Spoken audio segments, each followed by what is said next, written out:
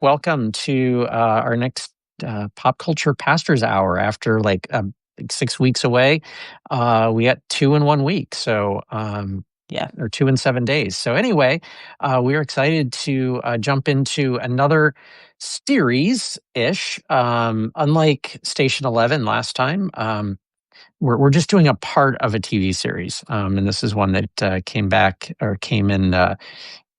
First part of kind of the 2000s, and ended up running for about 4 seasons, called Battlestar Galactica. And we'll get into it in just a minute. But anyway, for those who may not know, my name is Edward Good, and I'm pastor of a church in Cincinnati, Ohio. And MaryAnn, and I'm MaryAnn McKibben Dana.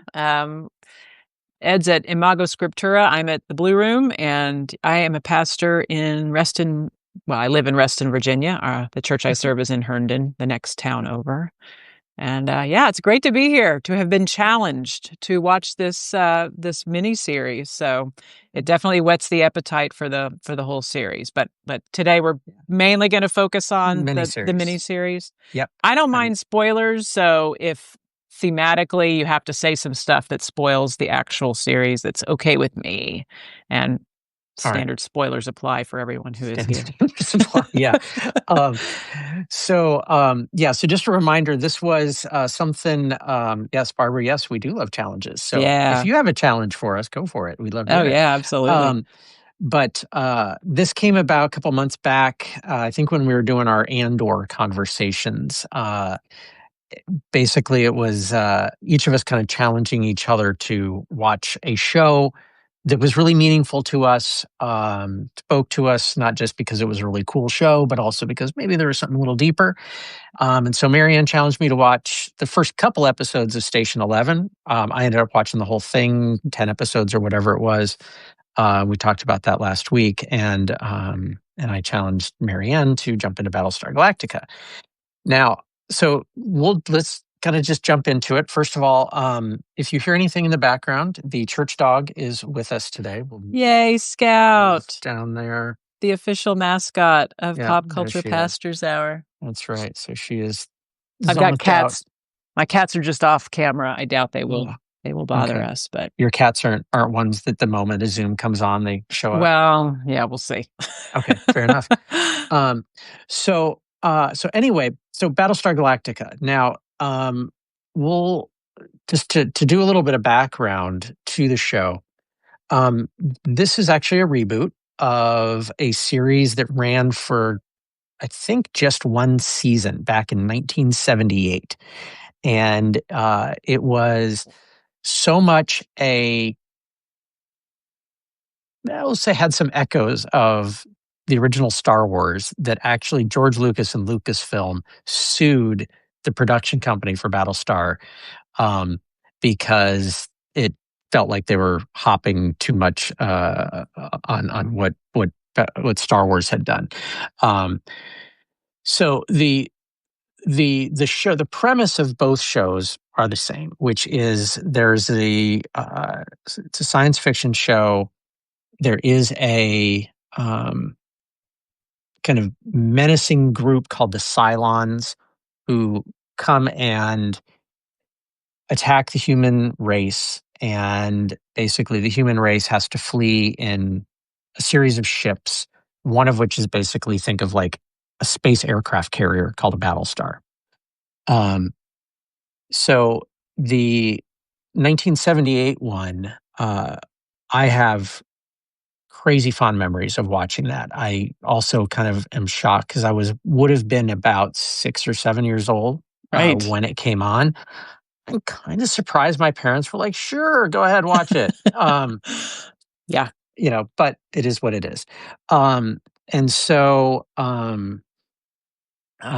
this one got rebooted and really had its roots in kind of a post 9/11, kind of the post 9/11 feel in the United States, of having been attacked, having felt like a place of safety was no longer, and what that meant. And so this reboot of it was tons grittier than the first one. The first one, even though it dealt with basically a planetary apocalypse, it really didn't seem like it was that big of a deal to the people on the ships. Fascinating. Um, That's the 70s. that was Yeah. the 70s, yeah. In this one, it is right there, and there it is a really challenging show. The other part is it deals with what drew me into watching the show was reading a thing from Fuller Seminary, from their kind of film project, where Craig Schwartzbach, I think it was, I forget his name, but um, had said it was the most faith affirming television show on television. And I All was like, right. what? And I actually didn't want to watch it initially because they made some changes that I didn't like.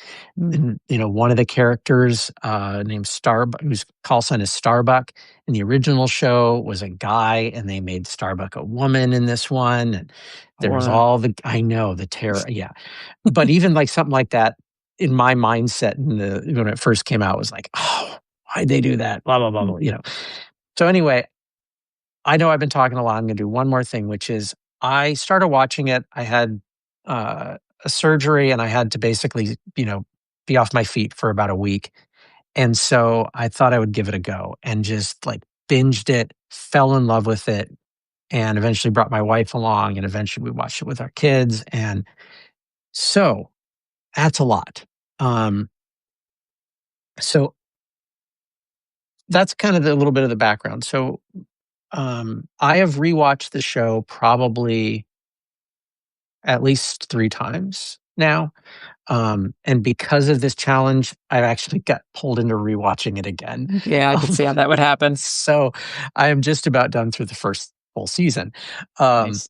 and, um,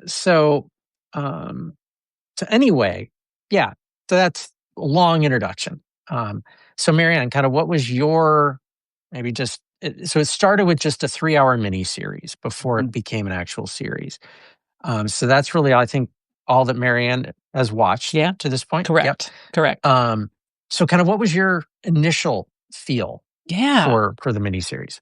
That's great. Well, and do you happen to know whether the miniseries did they know they would make the seasons when they filmed the miniseries, or was it They kind of did a if not. this okay, so if this They did not. works, Mhm. then yeah.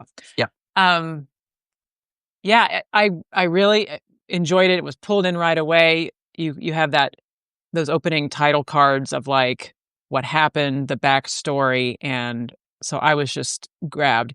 And what I realized as I was watching it is that I had watched it before. I had seen the miniseries before, and I didn't realize it, or maybe I thought I'd just seen part of it. Maybe I did just see part of it because the second episode or the second half of the 3-hour miniseries felt new to me. Um, and it's a little harder science fiction than I normally do that doesn't have droids in it. I mean, like I'll watch a Star War. um, and but I really was immediately pulled in.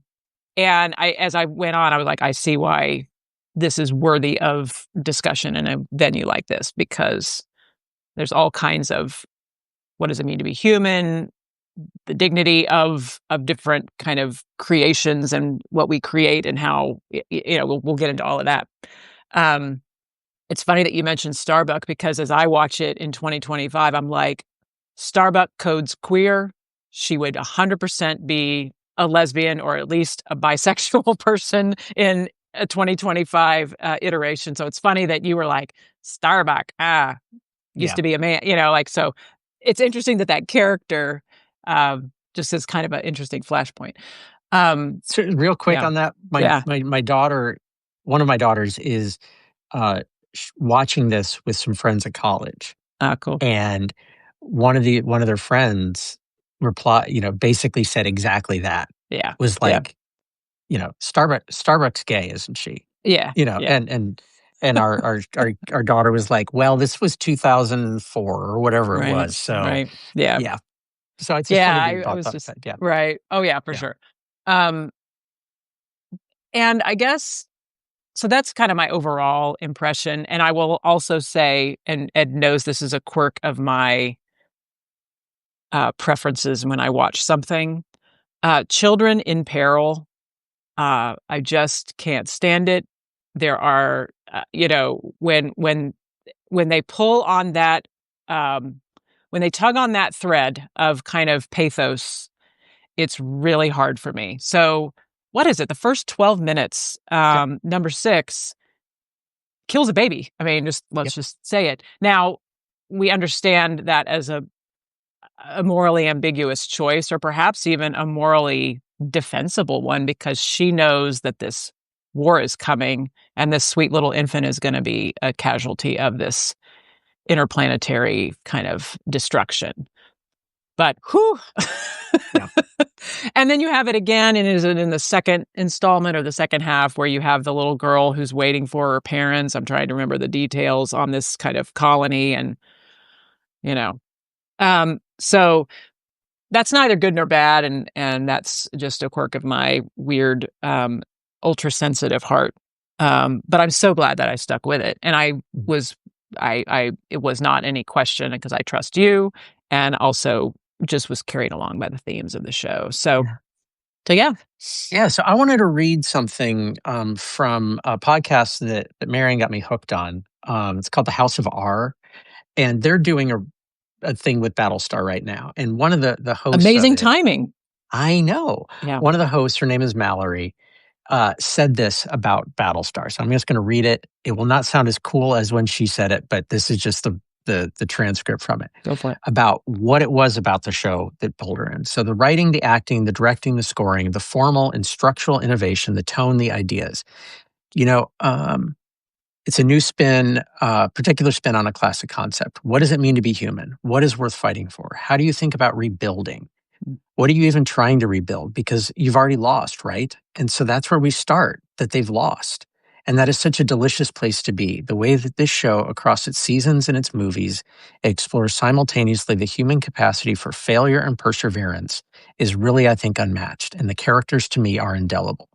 These are just some of my favorite characters in a show ever, and the relationships they share with each other um, uh, are some of the showcase moments in these episodes. The way the show explores identity, faith, the things that we love to talk about, prophecy, religion, the idea of destiny, and our role in the affairs that guide the world. Like, so that was Mallory's like recap of what it was. And I was like, yeah, yeah, I go with all That's of that. Go with all of absolutely. that. Yeah. And one of the So things that really yeah. struck me about, I mean, I love how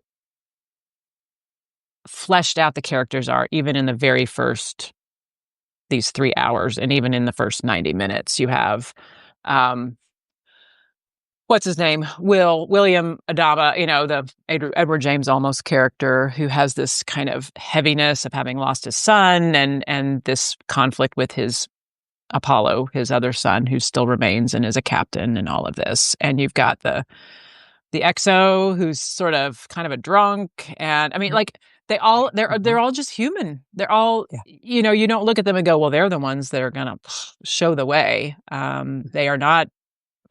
It's funny that this show came out in the wake of 9/11, because so many shows since then and movies have just been, we're still dealing with that. We're still in, New York gets decimated and people are running the streets of New York to outrun a threat. I'm like, okay, we get it. I mean, Mhm. we just see this over and over again. But what you don't have are superhuman enhanced kind of figures that are going to help figure this out. It's just deeply, deeply flawed. I mean, the Mary McDonnell character, we'll get into her in a minute, but she was the one that I really was just emotionally drawn to. She's And what an amazing. incredible, incredible actress. Yeah. So, Yeah. And that was, so let's start with that. And yeah. I put in my themes, everyone is messed up. Um, Yeah. and you put it, I think, a little bit better of that, everyday life goes on with the backdrop of galactic Oh, events, the president yeah. with cancer, father-son issues, Right. stuff like that. That was so, and I was rewatching that scene this morning where, I think her name's Laura, Mary Mhm. Laura McDonnell's Roslin. character, who's Mhm. part of the cabinet, but she's like the Secretary of Education, right? I mean, she's the one that, like, in the West Wing, they always show like one member of the cabinet who doesn't go to the State of the Union because it's like if they bomb the building, like you're the designated survivor, I think they call that. And yeah, it's always the agriculture secretary or something. Like she's very much that. But anyway, the scene where the doctor is saying it's malignant, and then you don't even hear the rest of it because um, they supersede it with the sound of this spacecraft kind of powering up. And so you have this very visual image of like this everyday scene that could happen in our world and does happen in our world every day with these cosmic events are happening around. And so she's got to take on this mantle when she's dying or she needs treatment. I mean, I don't know. Maybe we find out later, like what state she's in, but she's very, very sick, and she's thrust into this role. Yeah. And the dynamic between her and Adama that will go on throughout the show. So, spoiler alert, she doesn't die immediately. We'll just put it that way. You don't bring Mary McDonnell in just for the miniseries. No, you keep her going. No. But their dynamic is incredible throughout the show. You talking about Apollo or no? Bill Adama. Bill, okay, yeah. So yeah, you really see their kind of jockeying for like who's in charge here. Yeah. So just to let you know, so if I'm referring to Kid Adama, it'll be Apollo. If it's got it. Commander, it's Adama. Like good to know the nomenclature. Which, by the way, again on the religious side of things, that's the Hebrew word for ground, soil, earth, like Adama. Right. Yes. And again, there's some of the religious themes that are there, but let's kind sticking with the idea of kind of like we're all messed up. There is no character in the entirety of the series that is clean, is like the hero. Yeah. And that's one of the things I dearly love about this show. Yeah. Is everybody's flawed. Even like some of like the most kind of side characters are really flawed. Yeah. There's a scene with Billy, who is the president's aide in a scene one of the episodes coming up, where he comes off as just this total knucklehead, and he's just trying to figure his way through this. But like every character has their stuff. And one of the things that I dearly love about the scriptures that MaryAnn and I hold to, is that there's very few characters. Actually, there's none really who are portrayed in the Bible as they got it all together. Yeah. And even Jesus has a couple moments that sure seemed like he was having a bad day. Oh yeah. Very, very human. Yeah. Yeah. And so I adore that in this. Yes. And not just the flaw of the characters, but the just appreciation of the stress of having to deal. I mean, this is where we are right now. There's just so much going on in the world. We want to respond to it and be faithful to, in our case, our call and our invitation to be Jesus' hands and feet in the world, to put it in the language of our tradition. And we have these little small things to deal with too, right? So Apollo's got to get out there on his, in his, what is it called? The Viper? Are they all Vipers? Yeah. Show us our visual aid. Lego Viper, yay. My son made one of my son's creations. He's even got Apollo in the cockpit. Oh, that's excellent. That's excellent, right? And he's also fighting with his dad. So it's not even just like they're flawed, which is absolutely true, but it's like they have to do these incredible things while dealing with very, very human, right down to the family level dramas. And that just really resonated with me because it's like, I've got a headache today and there was a mass shooting, and that's that contrast or that kind of tension, I guess, that we live in all the time. I do want to ask you though, and I don't know the character's name, but the one who, when they get to Caprica and he gives up his seat, yeah. I don't know. I hope we see him again. You will. But yeah, here's a guy like the kind of person, and I relate him to Laura as well. Like, she doesn't want power. She doesn't like politics, but she accepts the mantle. And that's the kind of person you want in charge, the people who don't crave the power. And I felt that way about him too, right? Someone who would give up their seat and stay behind for whatever that is going to involve is the kind of person you want to get away. Mhm. And I mean, Gaius. So fans of Bridget Jones' Diary will recognize that actor because he is in that. He's her doofy friend who recorded a song and just basically lives off the royalties. I don't know if you remember him in that Mhm, movie. mhm, mhm. It's just impossible not to see him on the screen without that. For me, I'm just like, my gosh, what an absolute doofus, you know? And I mean, you're supposed to despise how weak and craven he is. And I'm anticipating a tremendous redemption arc for him, but maybe not. We'll see. He maybe could be a force for good.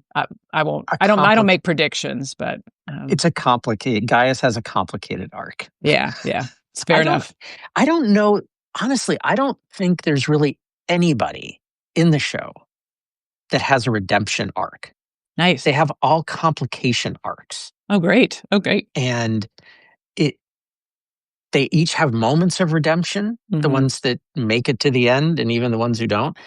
They have moments of redemption, and then they have moments where they screw up again. Mm-hmm. Mm-hmm. You know, like, it's so yeah, it's terrific, and something that, kinda you brought up a little bit, and this ties in a little bit with what we talked about with Station 11, is the idea of apocalypse. Mm-hmm. We use that word today that, to mean, like, everything's blown up, you know Yeah. the planet just got nuked, or all the 12 colonies just got nuked, or there was a pandemic that wiped out 99%. Yeah. But the word, and I'm not saying anything, MaryAnn, that you don't know, but that word is just about what is being revealed. Yeah. Like, we've turned it into to talk about, like, destruction and end of the world type of stuff, but it's really about what is revealed. Mm-hmm. Um, apocalypto, or whatever the Greek Mm-hmm. was, Yep. is about revealing, and these moments are what reveal kind of who we are. Yeah. When the crisis comes, whether it is the thing going on in your family life, whether it is the national or world event that is going on, or just that instantaneous something that happens in front of you, and you have to make the choice of whether you're going to jump in and help or not. Yeah. Yeah. Um, it is what is revealed, Yeah. and that is a thing that really goes throughout this show, is Yeah. revealing about who they are. Yeah. Well, and even when Gaius is in that crowd that's going to maybe get on the ship to evacuate, there's this moment where it's like, is he going to screw this woman out of a seat because he looks at her, her little number, Mhm. um, and in that little moment, he does what I see as an. I mean, he does be able to. He kind of gets on there as well, but he could have jockeyed, I think, more definitively for a spot. And so even there, I see a little bit of moral quandary for him. It's like, man, I brought this on, my weakness, my ego, my lust for this woman that that this Cylon I didn't realize was a Cylon. Um, and I think, did you ever see the movie Starman? It's Jeff I Bridges. know I did, It but was I in the don't remember 80s, it much. and Yeah. he comes and assumes the body of this man, I think, who died, and Karen Allen plays his widow. So and anyway, he's the star man. But he says near the end of the movie, like, you're an interesting species because you are at your best when things are at their worst. And I think about that all the time, and sometimes I'm like, are we? Are we though? But but I think I mean, if you read Rebecca Solnit, she's written books about this, and Rutger Bregman also, Humanity, A Hopeful History. It is true. In the immediate wake of disasters like Katrina and things, the story we think happens is that everybody devolves into just anarchy, but actually people really do help each other out. I do. And and you see that also, and that, to your point about the apocalypse, putting these two things together, the kind of pop culture meaning of apocalypse, which is everything's fallen apart, and the biblical meaning of apocalypse, of revelation, they go together because this is where we prove our mettle. This is where we show who we are when things are Mhm. absolutely at their worst. So, Yeah. yeah, that stuff's catnip for me. And I Mhm. love that, as you say, it just starts with the destruction, like the Mhm. absolute Mhm. humanity's on the ropes here. So what's going to Yeah. happen next? It's Well, wonderful to watch. well, and that's actually a perfect segue, which is, uh, we talked last week about with Station 11 of why, like, the things that really draw people in are the destruction, the New York getting blown up, like Hmm. that kind of stuff. And you don't get so much in terms of the rebuilding. Oh, But that's right. something that, as I kind of started my rewatch of it myself, there is a ton in this of how are they rebuilding society Hmm. and Hmm. rebuilding a new society in these ships. Yeah. Um, and so, like, really, the second episode of the regular show deals with what are they going to do about water. Mm. Wow. And there's another episode where there's a thing about how are we going to feed everybody on Hmm. these ships, Mm. and then how do you form a government. And, like, these are Right. all things that show up, which That's is great. like we've got to rebuild this. Yes. And it's there are some things in there, like, Well, and there was a yeah. scene in the episode I watched 2 nights ago where it could be right now All right. of something that Adama brings up that I was just like, Well, and when you were reading that quote from Mallory Rubin of House of R, mhm, there was something about the way you say, that's where we start, is that they've lost. When you said lost, I immediately thought of the TV show Lost. yep, So let's bring another one in. We've got Station 11, Battlestar Galactica, and now we have Lost. And it's the same story, right? mhm, It's just the plane crashed. It's just them. No one knows where they are. They've got to figure this out. They've got to get water. They've got to find shelter. They've got to figure out. And meanwhile, there are these threats. I assume that, I mean, that is still very much a part of this show. It's not just like, well, how do we rebuild, away from, the Cylons, I assume, are going to find them. And oh, they're going yeah, to have to figure that out. So it's a very similar premise. And there is something very, Castaway, one person, mhm, right? mhm, There's something very irresistible about that kind of premise and mm, putting it in space. And just, this is an aside, but the the art direction and the choreography of the battle scenes were so unusual. Just the way the ships maneuvered, they would sort of back up and kind of, it was very it was just very arresting to watch. mhm, I'm one of those, like, I fast forward through those sometimes when I'm rewatching, but there's just something really visually fascinating about the way those ships operate and all of that. It was very 2003, very mid 2000s, but still mhm, very, definitely. very engaging. Yeah. So I did talk about, we haven't really gotten into the religious aspect. Yes, And please so do. yeah, I think we do need to talk on some of that. So Let me ask you for a question about yeah, that. yeah. Um, we have kind of the Balthar Gaius versus Baltar, whatever, versus, not versus, but like their conversation about religion. And she's, talking about God's will of doing what she's doing. Are we meant to understand? You know what? I think I'm going to answer my own question. I was going to ask if we're supposed to understand humanity as sort of moved beyond religion, and that the Cylons had. Okay, well, and the reason why I Okay. was like, I just answered my own question because she asked for a priest. So it's a priest when she gets sworn in as president. It's not a Okay. Supreme Court justice or a judge. It's a priest. So yeah. Anyway, So yeah, so what you will see, it didn't come out as clearly in the miniseries. It will have, even again, episode I watched last night. was basically a show-long debate about polytheism and monotheism. Oh, wow. And so in the show, the Cylons are portrayed as, and essentially the Cylons are the creation of humans. We didn't Right. mention that at the beginning. Yep. The original Cylons were created essentially to be robotic servants, workers, slaves, whatever word you want to use, for humanity. And then they rebelled, AI, kind of, Yep. Skynet type of stuff. War happens, they sign an armistice, the Cylons go off by themselves. They show back up here with human form. Side note, it was shared in that podcast that the reason they have human form was literally a budgetary decision. Oh. That they could not, Sci-Fi Network would not give them enough money to where That's fascinating. all the Cylons could be sort of robotic, so they had to figure out a way to do it. So, oh my gosh, necessity is the mother of I was invention, just right? gonna say that. Yep. Yeah. Yep. So, but in the show, the Cylons return as monotheists, whereas the humans are very much polytheists. And there's a lot of echoes of like Greek mythology, and so Well, forth. then you get Apollo. I mean, that even more has a kind of an interesting resonance. Artemis will show up, and I mean, there's so I mean, you'll my hear gal a lot. Athena. Do we got an Athena?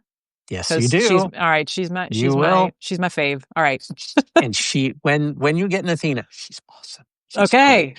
So bring it on. But anyway, so there's all throughout is this sense of this thread of who's right, who's wrong.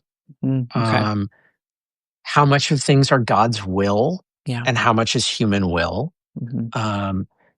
There's some ways that it's written that the theologian in me is kind of like, really, you just did that, but faith has a very central place throughout, and very rarely is it depicted as either just simplistic, or like the place for the unlearned and uneducated. Well, then they'll turn to faith. Yeah, and it honestly very rarely does it get depicted as an evil. And religion has plenty of blood on its hands over history, but it is very much integrated into people's lives throughout the show. In a really natural sort of way, to where there's moments where a pilot's at a locker and pulls out these icons to pray. Wow. And debates about all those deeper things. So, yeah, I mean, it's not necessarily like an affirmation of faith of like, convert to this type of thing, but it's a part of that grittiness and the reality of life, just like all the other stuff. It's really interesting, and I think, I don't know how you feel about this, but it's unusual to see really mature, thoughtful portrayals of faith in popular entertainment. So I'm kind of fascinated with, like, again, the 9/11 connection. And I don't know if you noticed this, but people started coming back to church after that. Like, there really was a kind of, what does it all mean? Sort of, I was very newly ordained. I mean, I was still in seminary actually when 9/11 happened. But I know that there was kind of this yearning, so that they would focus on that as an element of the show. I assume that was not part of the 1978, or was it?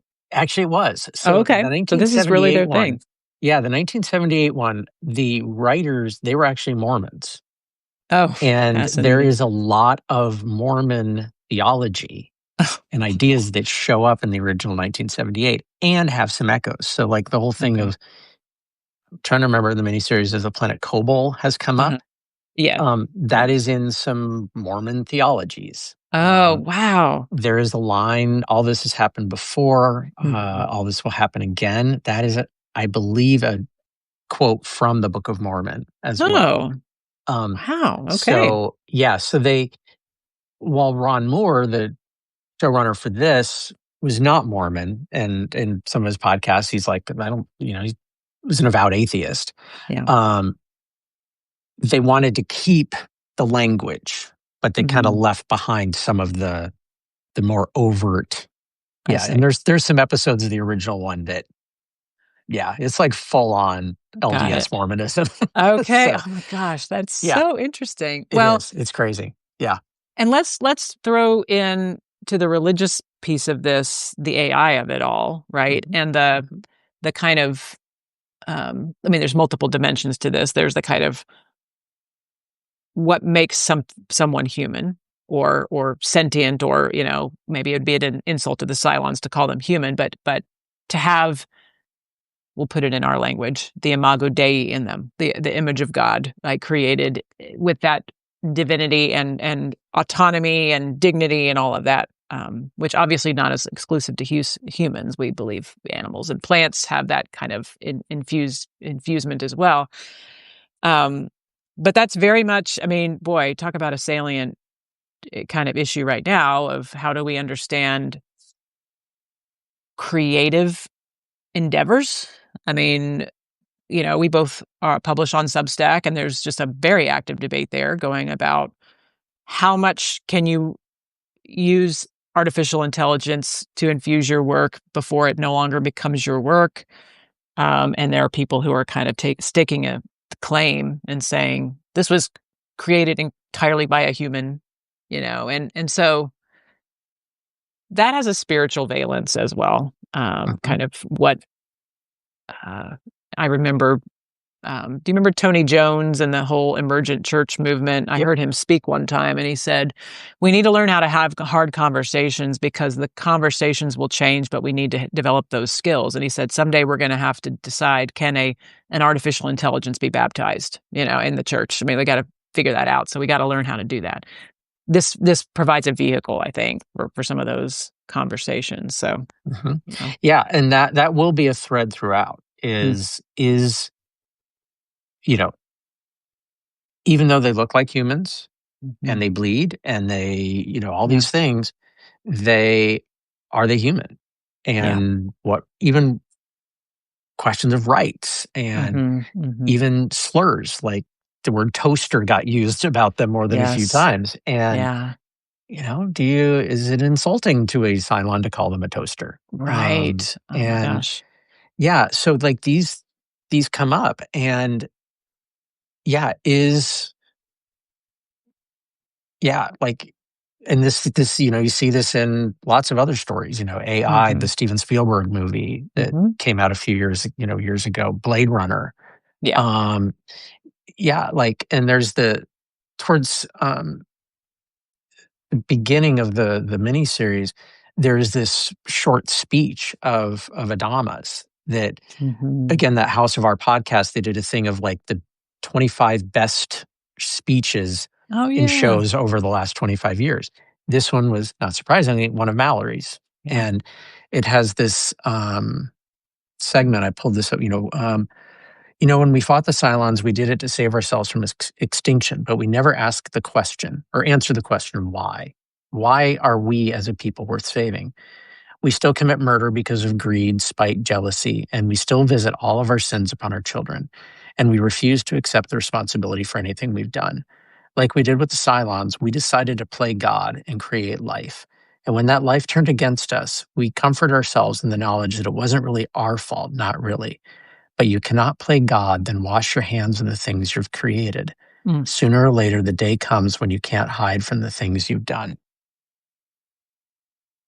Um, Boom. Yeah, that was a yeah. very powerful, and the context of it too, because 'cause they're doing this decommissioning of the Battlestar Galactica, the ship, and you're kind of expecting a different kind of reflection. I mean, and they remark on that. I mean, his XO, like, whose name I can't Mhm. remember, was Hi. like, "Well, yeah, yeah, you know, you Mhm. surprised us. You surprised us, right?" And then you have Laura is the one who starts the applause after that. But you can see that just a stunned kind of, it was a sermon, right? Yeah. I mean, it Mhm. really was not a rah rah, look what we did. Mhm. And I also, I mean, we haven't really talked about the kind of, I found fascinating sort of thinking about not just AI and what we create, but the kind of role of technology and how kind of um, definitive and vehement Adama is about not networking anything. And that's, of course, what allows them to survive is that they're not hooked into a larger network. And so there's a little bit of I wouldn't call it anti-technology. That's too blunt of a description, but there is this kind of we we do that at our peril. Like we have we have our lights hooked up in our bedroom to it's like a network, so they can all come on with just the touch of one button, and it's like that's great, except like if the Wi-Fi goes down, then we can't turn the lights off in our room. Anyway, Mhm. I'm sure we can. I'm simplifying, but as we network our refrigerators and our washer dryers and things, you know, it's the kind of we can, but should we with all this stuff? And again, that goes back to AI. What are we creating right now? And do we really want this? And why are we doing it? Well, where's the divine creation? And Hmm. what is that? Yeah. We had a conversation, or I had a conversation with someone a couple days ago about uh, using ChatGPT to help write liturgy Yeah. for worship. Hmm. Um, I've done it a few times. I've Hmm. popped in something and said, we're using, like this Sunday, we're using Acts chapter 3. I didn't do that for this Sunday, but I could put in there and say, Acts Yeah. chapter 3, verses 1 through 10. Can you give me a call to worship, prayer of Prayer of confession, confession. and a prayer of the day from a progressive theological perspective? Yep. Exact Using same a good prompt that subject. I've used. Yeah, Yep. yeah, and it comes up with something pretty dang good. Yeah. Yeah. Um, but it's like that muscle Yes. of, if I just do that all the time, Hmm. I'll lose that muscle Yeah. of creation on my own, and that Hmm. individual type of thing Yep. of, I know my context and my That's right. people that I'm Yep. serving and I'm with. And so, how do I write something that speaks not just to, the passage itself, but to what's going on in my community, my Hmm. context? Yep. Um, and that's where art, Hmm. these things, and we think about, where does, art and music and creation and Yeah. all these things that are so much a part of the human experience, Right. that Right. if we hand it all off to AIs, Right. are we ever will we keep that muscle going? Yeah. Um, And what are we even here for if we yeah. outsource all of that? And Hmm. I loved in the not the speech that you mentioned from Adama, but later when he realizes what has happened on Caprica, and he gives the speech over the loudspeaker to his crew and is like, "We've trained for this. We'll get through this together." It's a very like we're going to have to rely on our wits and on each other, and not. I mean, obviously they have the technology of the ship and all of that, but it's really going to be a lot more unplugged Hmm. because they don't the ships that were networked. They were reporting like it's like they just somebody put an off Flip the switch, and that's switch. Yep. because of number six having infiltrated the mainframe and all that. Yeah. So, and I guess that is part of my question with them is these the Cylons, like a question that I think sometimes you'll see in the kind of very cynical corners of the internet is like, well, we're doomed as a humanity, and good riddance. Like, look at the destruction that we've wrought on the world and the ways that we've just kind of, um, you know, wreaked havoc on other species. And yes, um, and also look at the beautiful things that we have made, including the our religious traditions, which is just only one, and that has also wrought a lot of bad. I mean, like you said, we have blood on our hands, and yet the stories are beautiful and they persist. And for that reason alone, I think I want to keep giving humanity a chance. Yeah. And so that's really what is at the heart of this story, as far as I Hmm. have seen in the little bit that I've Hmm. seen. So Hmm. Yeah. yeah. Yeah. And um, I'm curious About the Cylons themselves, we sort of understand their motivation, or at least I understand their motivation at this point from what I've seen of like, it's kind of revenge and domination. Mhm. Um, because they had this detente and then they kind of come back. And one of the things I wondered and kind of sit with me on this a little bit. You don't see, at least at this point, like they are united in we're killing the humans, we're coming back. And there's no kind of we don't see any kind of are there any Cylons who are like, why are we doing this?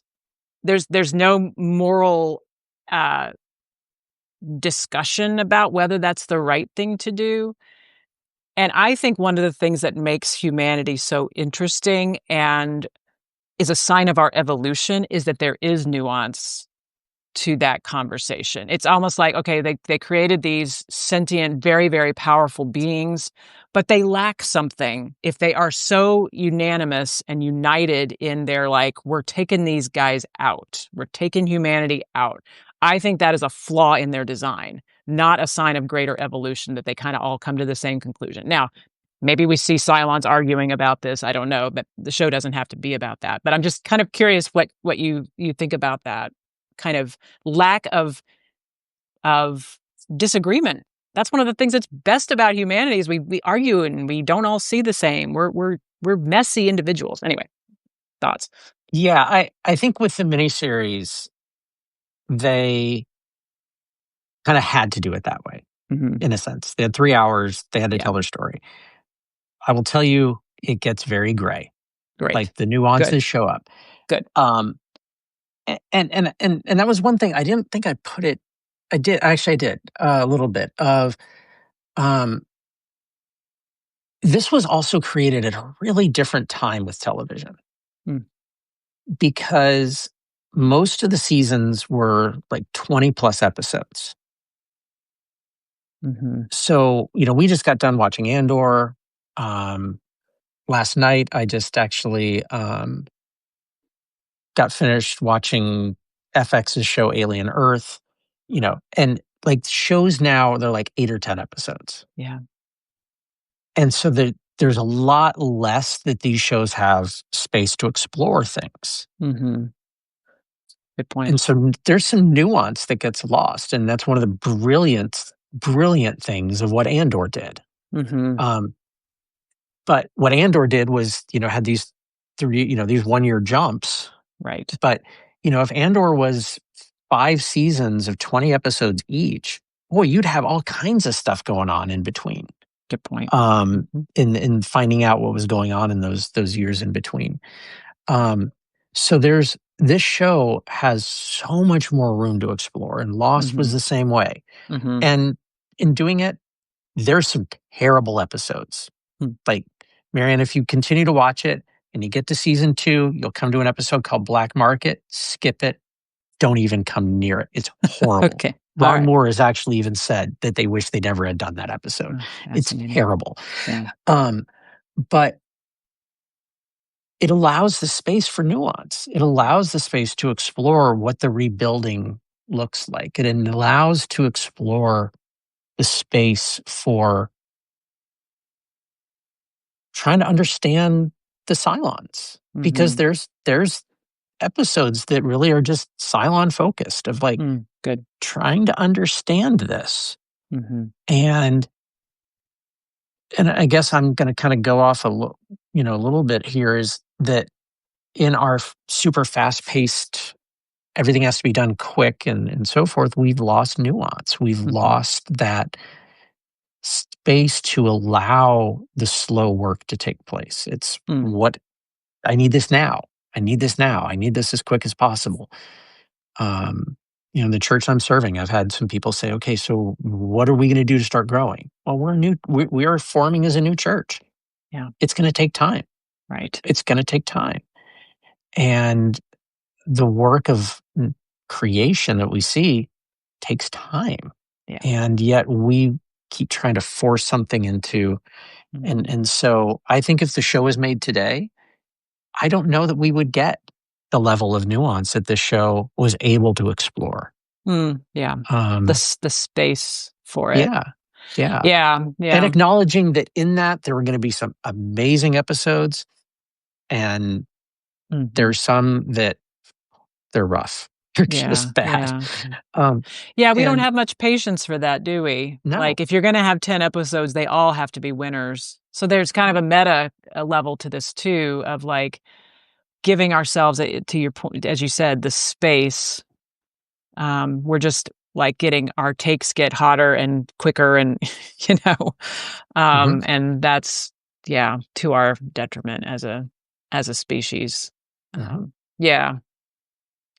Well, I really found it, very watchable and very fascinating, and am interested in continuing. I am that is the downside of watching old shows. It's like, well, if I'm gonna watch this show, ooh, it's gonna be a commitment, like, because as you say, how many seasons was it? there's 4? 4. Yep, Yeah. yep, So, I'm staring down, 80 70 episodes, episodes. 70 70 episodes. episodes. Yep. Okay. Um, but Actually, worthwhile. Yeah. 69 because Oh, that's right. I'm gonna uh, you're gonna skip skip Black Market. Black Market. I will skip that one, Black Market. This is completely off, in a little bit of a tangent, but it's related to the AI thing. Do you know Roko's basilisk? Have you heard of that kind of philosophical principle? No. It's similar to Pascal's wager, which is the idea that like you should believe in God because the cost of believing in God, if there is no God, is no big deal. But if there is a God and you don't believe, that's bad for you, right? So just take the wager and do that. It's similar to that, and the idea is that at some point AI will become intelligent enough to turn on us, Mhm. and they're going to turn on the people who did not actively promote their development. And so you should actively promote the development of AI to protect yourself from this ultimate fate of being targeted. Ooh, And it has kind of taken on this kind of mythic thing online of because like now that you know about that, you have to like you Ed have got to take part in encouraging AI because now you know you had a choice.